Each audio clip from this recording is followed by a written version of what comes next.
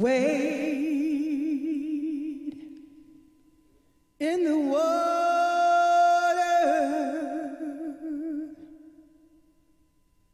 wade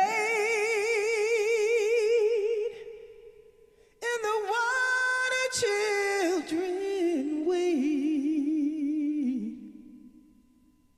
in the water. God's gonna calm the water. Oh, wade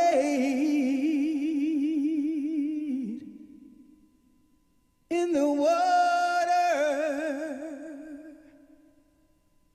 Wade in the water, children, wade in the water. God's gonna calm the water.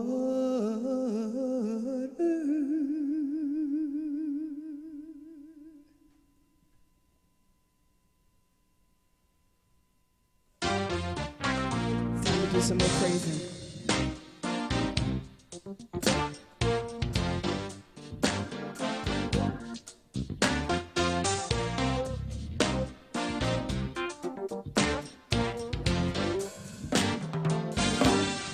You're not a natural being, having a spiritual experience, but you're a spiritual being, having a spiritual experience.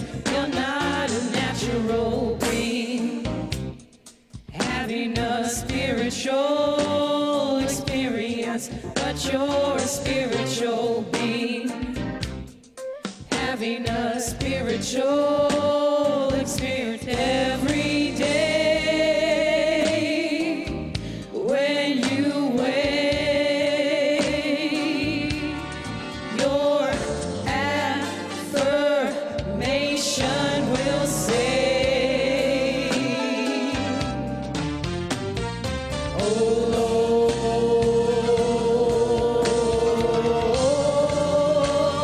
Lord, let me be spiritual. Let me be spiritual. Come on. Let me be spiritual. Let me be spiritual.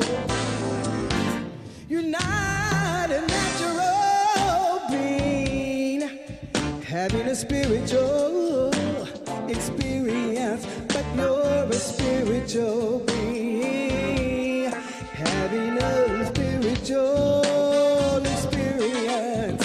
You're not a natural experience, having a spiritual experience, but you're a spiritual being, having a natural experience. Every day, Every day, when you wake, your affirmation will say, oh Lord,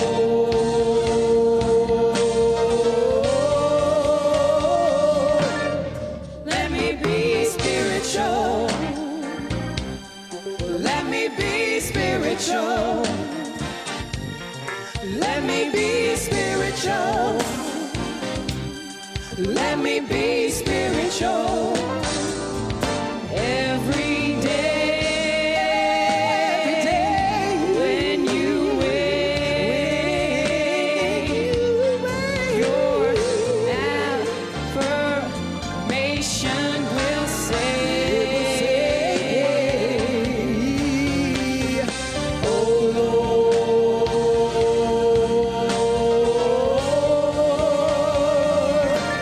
Lord, let me be spiritual.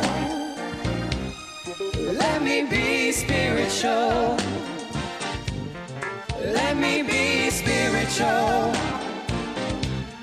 Let me be spiritual.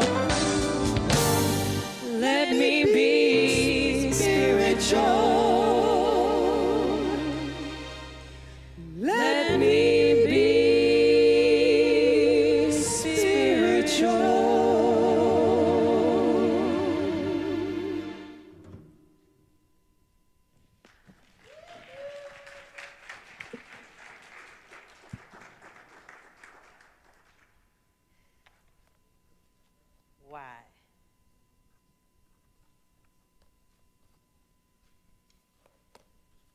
We're going to go back to the beginning because I just know. Soul to Soul got it going on. So let's give them a round of applause, please. You can't just get that anywhere. That's called homegrown. It doesn't have any MSG in it, no unnatural substance. We raise these children right here. They're 18 and 19 years old. So this is what I know about our young folks. They have potential because it is living, breathing, and being born right here, right now. So don't let nobody tell you all kids are bad, okay? How y'all doing? I am Reverend Judy-Ann Davis Young. Miss Bertha's what? Oh, you know.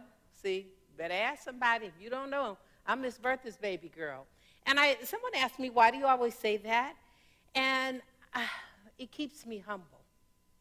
And it reminds me of how I got to stand here. Ooh, this evening, we're going to connect the dots. Now, let me talk about connecting the dots.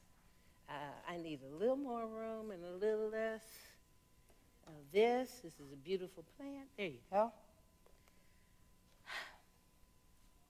When I was a child, my parents used to buy me these little books. And they had dots in them, and they had numbers at the dots. And you would start at 1, and the object was to go from dot to dot, learn your numbers, have some fun, and at the end there would be a picture. Well, I used to hold that book out like this. And if you know anything about me, I was curious then, trying to figure out, can I just see what this picture is without connecting the dots? And I never could. And then all these years later, time has passed, and I realized there's a reason for that. It was a metaphor for life. You start at a dot somewhere in your life, and you move to the next step, and the next step. And these are those evolutionary steps. And every step builds on the next step. And sometimes, even as a small child, I would skip over a dot. And the picture wouldn't look right, so I get my little eraser and go back, and I get halfway through it, and I'd still hold it out, and I want to know, what is it going to be? And then I got where there were these pictures with all the numbers on them. And I would say, oh, what's it going to be? How many times do we do that today? We're going through life, connecting the dots, and then we're still saying, I don't know what this is about. I don't know why God is doing this. This is not the way I planned it. And we look at the picture of our lives, and we have no idea what's coming. All we can look at is the spot where we're standing, because that's our circumference.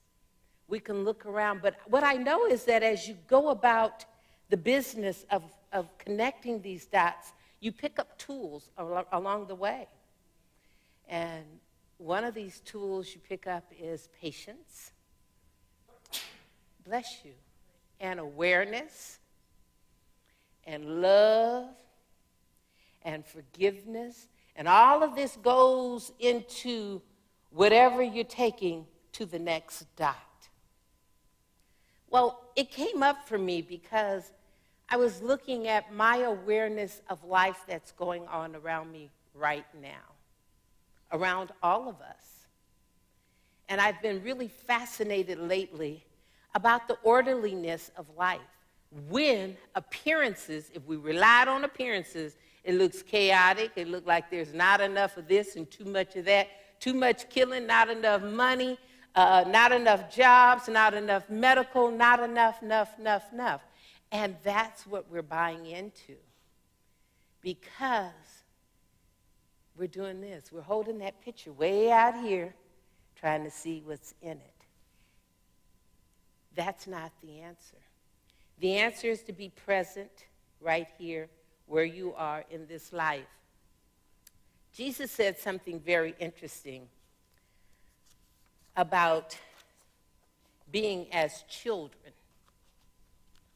And in being as children, you're seeing through innocent eyes. What often happens is we look at something in our life and we base the potential outcome on some other experience that we had in the past. Oh yeah, I've been down this road before. No, you haven't. It just kind of looked that way. And the key is to not get caught up in that. Jesus goes on to talk about, blessed are the pure in heart, for they shall see God. And this is Matthew 5:8. And what does he mean about pure in heart? Pure in heart is that center of you, that place where you come from. It's, we literally want to say, it means my heart. Like he told the scribes and the Pharisees when they came and said, look, they were big on external ritual. And they said, look, your people didn't wash their hands before they ate. And anyone know what Jesus' reply was? It is not so much what a man taketh in that brings him illness. It is what comes from out of him that brings him illness. So my question is, when we have pure hearts and we have the heart of a child, it is that is coming from within us. That's how we connect the dots. Because we want to look out here and connect the dots in everyone else's life. Look, you have your picture and you have yours. Gustine, that's my friend from Lake Havasu. She has her picture. Reverend Doug has his picture. And you know what? From where you're standing in your picture, I can't see what you see. But what I know in the final end, when all is said and done, our pictures are going to overlap. And we're going to have some dots that overlap. And those are going to be the dots of communication. This is one of the things I heard someone say earlier about not texting someone, but calling them instead. Because some of us still want to connect the dots the old school method. We still want to hear your voice. We want to still hear you laugh. We want to be like children in our relationship with you. And that's sometimes often hard to do through media because there's nothing like hearing someone laugh. You can put LOL, but that doesn't tell me what you sound like because that is the music to my ear. Jesus goes on, and Ernest Holmes says this, to the man that sings, he hears a song. To the man that loves, he gets more love. To the man that has joy, or the woman that has joy, they get more joy. This is connecting the dots. Here's how you know when your picture is not connecting the dots. When you look at the world and you use words like, they are doing this, I don't know why I don't know why the government, I don't know why the medical industry, I don't know why the young people, I don't know why everybody, they are us. When we connect the dots and get it, we realize that when if water comes in here, all of us are going to rise up. It's not going to just rise on this side of the room. We are all in this pool swimming together. And that's the ultimate connection of the dots. When we spiritually know that the essence of who I am is really the essence of everyone else. And the more I let these beliefs and filters and isms about men and black and white and right and wrong, and I just embrace what is, love what is, I get more intimately in relationship. Then I have the heart of a child. And I can see, Jesus spoke many times about seeing. And our literal minds tell us that we want to see from here. Where we see from is here. You see from the Spirit. That's why that song was so appropriate. Let me be spiritual.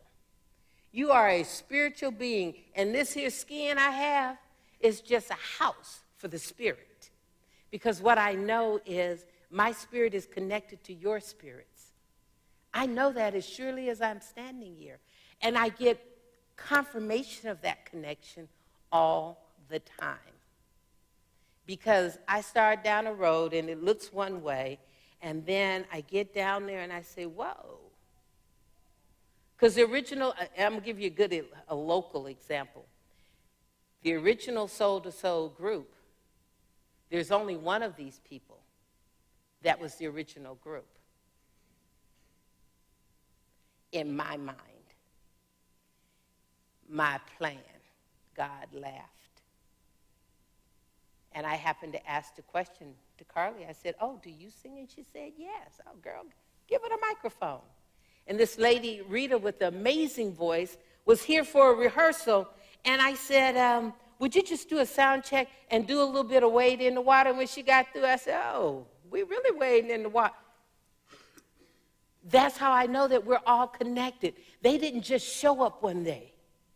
We are connected at the most intimate level. I heard someone say that the most intimate thing you can do with someone is pray. For that is when you surrender all of your ego and you just go to that sacred space where you live, where your soul resides.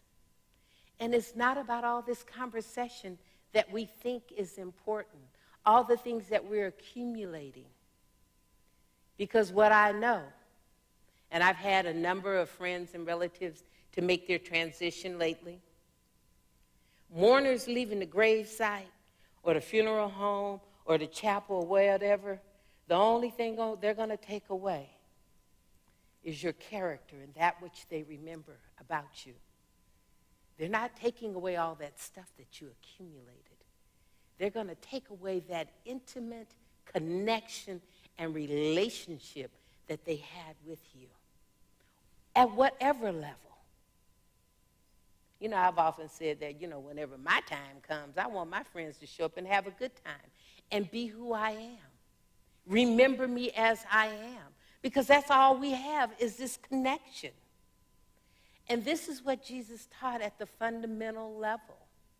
To the point, and it still amazes me, that this man knew that he would be betrayed, and yet he loved at the deepest level.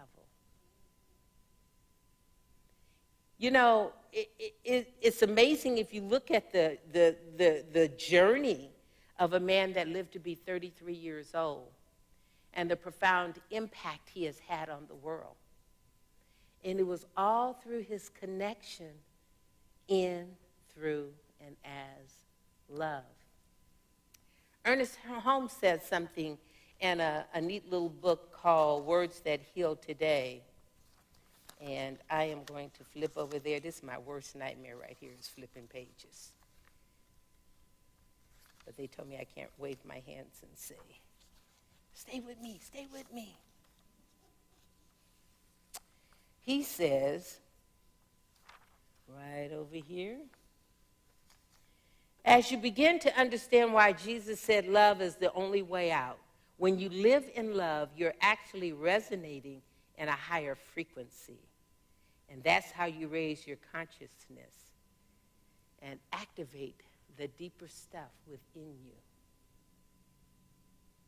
I have realized that recently, consciousness has been more of a driving force in me than it has ever been before. Because this is what I know is, if you have a small consciousness and you read a book, guess what? You're going to have a small awareness. But when you expand your consciousness, knowing and dropping off all of those things that you think are important, you have a broader awareness. This is why I heard Reverend Doug say this recently. You read something and you have never seen those words before. You say, oh, I never saw that before. Because now you have eyes and a heart to see what was there all along. That's why Jesus used parables to teach. Because it wasn't for the person that was casually reading this book, trying to read it like a People magazine. Yeah, and then what else did he say? I got that. No. It meant you needed to read it, sit with it, connect with it, own it, embody it, breathe it in, exhale it out, and say, oh my God, I get it. And however many times you read it, each time you're going to come to a deeper, newer, more personal awareness of what the encoded message is. I'm beginning to teach a Bible class here on Wednesday. And I've just been looking at the Bible and how do you teach something that is so complex? Because you're trying to teach a connection. It's like trying to teach love. I can teach what it feels like to me and how I show it and demonstrate it, but how you mirror it back is going to be something different.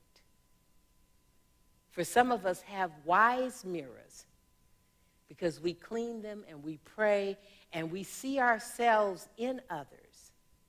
Others of us see ourselves separate and apart.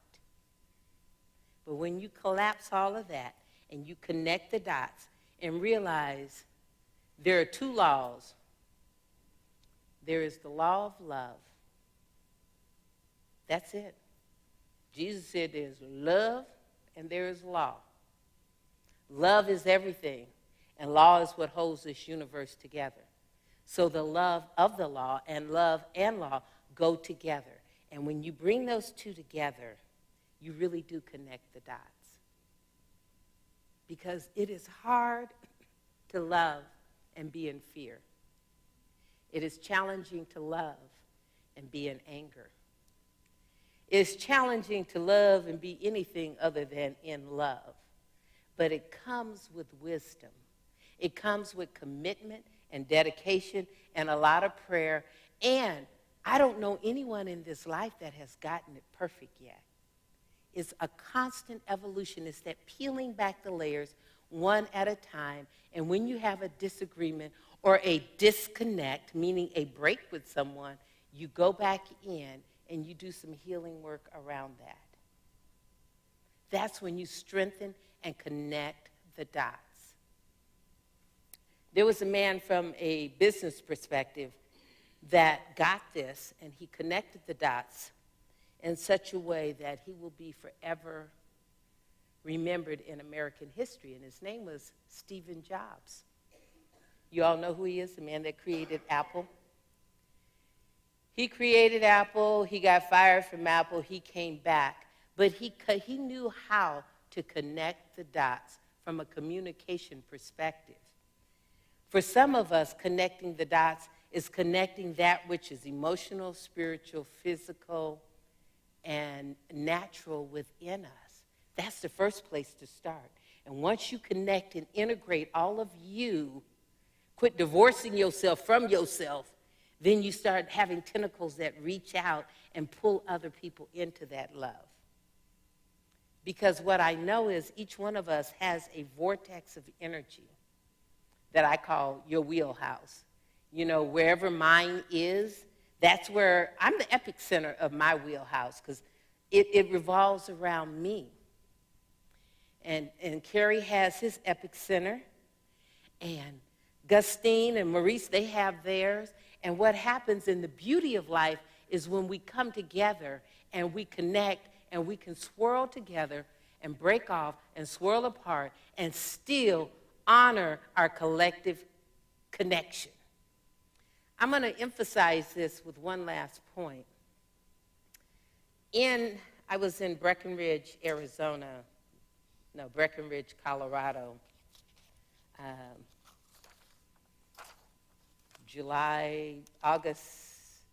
September of 2011. And it was really interesting what I saw. The leaves were starting to turn colors, and they had what they call these quaking aspen trees. And we're driving along, and the trees are just like breathtaking. We're like, oh my God, I can't believe how beautiful these trees are. So I started doing some research. These quaking aspen trees have leaves that are shaped like hearts.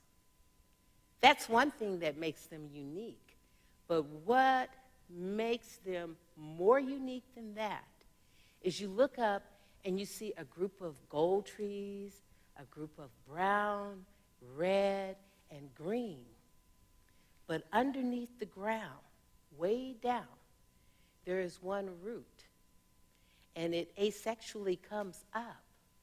And they all tie into this one root. And these pods are from the same, what they call cycle, the same clone. So they all turn colors together. So you'd have a group of gold and a group of orange and a group of red. And because they came from the same clone, like we came from the same country or the same region, we have the same dialect. And I said, there again is the intelligence in nature. But what's amazing is they said, this tree is really hard to kill because it's all connected at the deepest level. There's one giant root. This is the connection that we have as humanity. There is one root. There is one mind, there is one God, there is one people, and we pop up in our individuality, be it male or female, Asian, Hispanic, black, white, Italian, Puerto Rican, whatever we call these little pods, and we think that makes us an island. It's an illusion. Connect the dots. We're all in this together. And that's the only way we can be as children.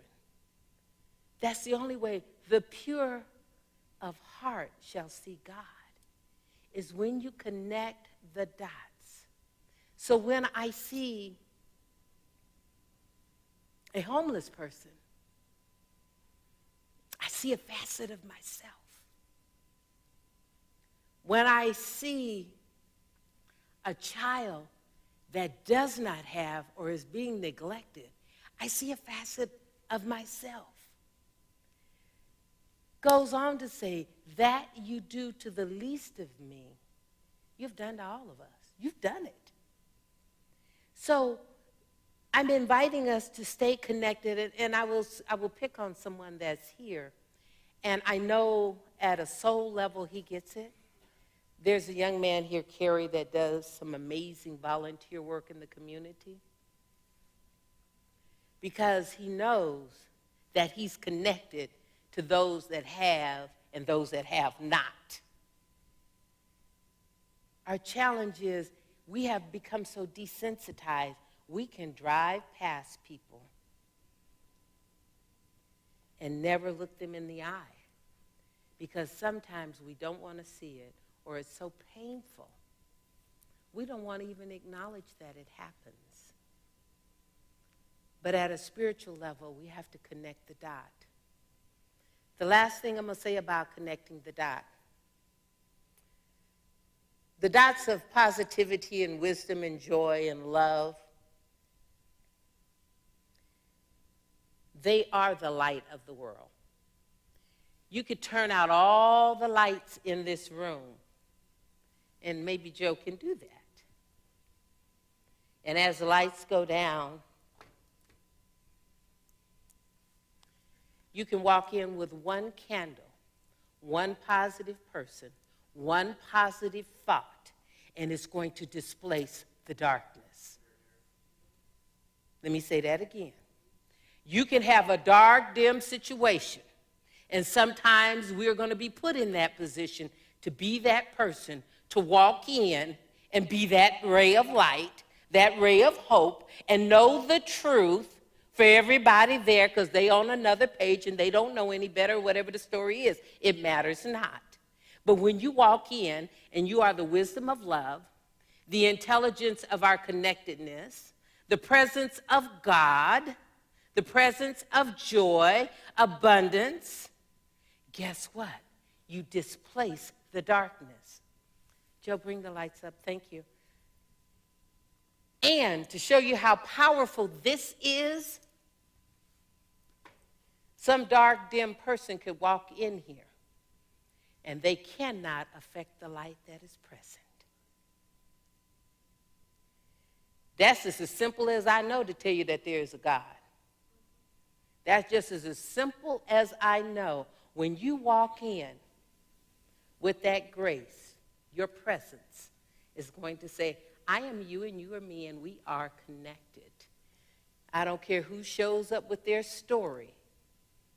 It cannot displace your light. Does that make sense? I'm going to leave you with this final thought. As soon there's this thing about positive energy. Quantum physics now tells us that positive energy is really in the sound. And when you have a joyous sound, the frequency is high and it moves rapidly and it bounces off of DNA and it touches it and magnifies it. But when there's negative, low vibration, it moves very slow and it's very low down here. And there are 64 opportunities for us to be magnified. But because of what is going on with us as a society, we're only operating with 20 of these pairs in our DNA. But when we change how we think, how we feel, and we start connecting the dots between ourselves and our higher selves, we change the environment at every level. That's why they say prayer changes things. Yes, it does. Because you actually change the energy when you pray. So I invite you to pray. Stay connected. Look the homeless person in the eye. I didn't say you have to give him $1, but acknowledge who he is. Speak to the people you see passing on the street. We're in this together. And the more you make that connection, the more you expand your consciousness. And the more you expand your consciousness, the richer your life becomes. Because you become a bigger vessel for the presence of God to flow through and out into the world. I'm Miss Bertha's baby girl. You are the face of God. You are love, showing up as God. Be well. This is the point in our service where we're going to go into some prayer. And the point of going into prayer is it allows us to remember. We are not begging God for anything. God does not need us to beg. What we need to do is just remember. So I will invite the ministry of prayer to stand. These are the people that, should you have a prayer request, they pray all the time. That is part of who they are. That is what they do. And even if you are not a practitioner at this church, if you hold an active license, I invite you to stand, please. I see her smiling. She knows who I'm talking to. Because let me tell you something, prayer doesn't know any membership. Hello. When you praying, it doesn't ask you what church you belong to. This prayer can't work. You don't belong to this church. When you pray from a place of remembering. We do what's called spiritual mind treatment, and it's an affirmative form of prayer. And the whole purpose of this prayer is to remember, to raise our vibration up to the frequency where we know we are one with the Father. And once you raise up to that frequency, you come into relationship. And as your energy swirls, you swirl in the energy of the divine. So I invite you, and Joe, you can bring the lights up because we don't want anyone to go to sleep. Bring them up a little bit. There you go. If you're so comfortable, close your eyes. Go within. And my son back here, Mackenzie, is going to lead us into this. And listen to the words of this song. Let me walk to the banks of the river of love, where the current runs deep, baptized in the one, where there's no separation and the light is all we see. Honoring all our differences and truth will set us free. Mother, Father, God, there's a healing going on. Mother, Father, God, there's a healing going on. Mother, Father, God, there's a healing going on. I say, oh, you rock my soul. I said, oh, you rock my soul. And in this space, recognizing the presence, the grace, the love, the wisdom, the divine intelligence of the one living God, I say thank you. Thank you for this day. For what I know, in the beginning, there was the Word, and the Word was God. And it was that frequency that was made manifest and created all that I know and don't know, see and can't see from within itself. And then, when it had completed the world, it blew into the nostrils of humanity the first breath. And it is this breath that I recognize as a reflection of the infinite possibility, the unlimited creativity, the divine intelligence, and the source and force of God. And as I recognize all that God is, I know that I am. The I am that is Judy-Ann, and each one in this room is a slipstream from the DNA of God. For it can be no other way, for God made man and woman in its own image, in its own likeness. And I know that the Father withholdeth nothing from any one of us.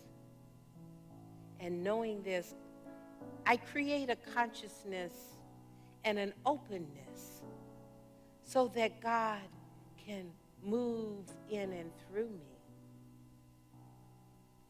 That God can speak through my mouth and love through my heart and think as I think from the one mind, the one source. For I know that I am a facet of the goodness of God. And if it's true for Judy-Ann, it is true for each one present. It is true for everyone on this planet. So I can declare it, decree it, and know it to be the truth. Oh, what a mighty God we have. A God that shines in, through, and as us. That is just waiting for us to acknowledge our inheritance, our opulence, our beauty, our perfection, our love, our full potential. For in the mind, heart, spirit, and knowingness of God, there is nothing missing. As we connect the dots, moving from this place to the next, we know that all the power that we have is in the present moment. And we walk by faith and not by sight. For in trusting the infinite grace and intelligence of God that created such a magnificent galaxy and all of its inclusion, I know that that God has created the perfect circumstances, situations, and conditions for each one of us. So I know right now that we heal any illusion that we are separate or apart. We heal any illusion of sickness, any illusion of anger and displacement, any illusion of not being good enough, not being tall enough, small enough, thin enough. We heal all of those illusions. And we just stand in the truth of God's ever-extending, ever-expressing love.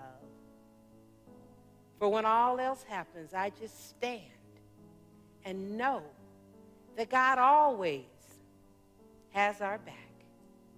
And for this, I am so grateful that I cannot, do not, will not rely on my own understanding, for I know it is always based on some past event. I merely surrender to the grace of God. I take all of these blessings and all of this truth, this surrender, this love, this awareness, this connectivity, this frequency and vibration of pure love. I pile it high and press it down, and I mold it and allow God to form me and shape me into the best vessel, knowing it has already been done.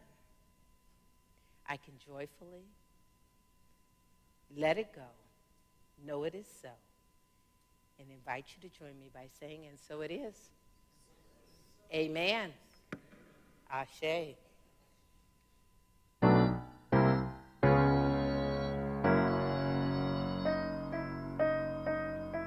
Aren't we lovely? Aren't we beautiful? Angels from heaven, stars in the universe. And so it's true that love will be a reflection of you and me. Aren't we lovely? Made from love. This is it. Everybody, come on. Aren't we lovely? Aren't we beautiful? Angels from heaven, stars in the universe. And so it's true that love will be a reflection of you and me. Aren't we lovely? Made from love. Let's do that again. Aren't we lovely? Aren't we lovely? Yeah. Aren't we So beautiful? beautiful. Angels from heaven, Angels, stars in angels. the universe. And so it's true that love will be A a reflection reflection of me. Aren't we lovely? Made from love. Aren't we lovely? Aren't we Aren't we beautiful? Angels from beautiful? heaven, Angels from stars in heaven. the universe. Star, yeah, And so yeah. it's true that love will be a reflection of you and me. Aren't we lovely? Made from love. Aren't we lovely? Made from love. Everybody now. Aren't we lovely? Made from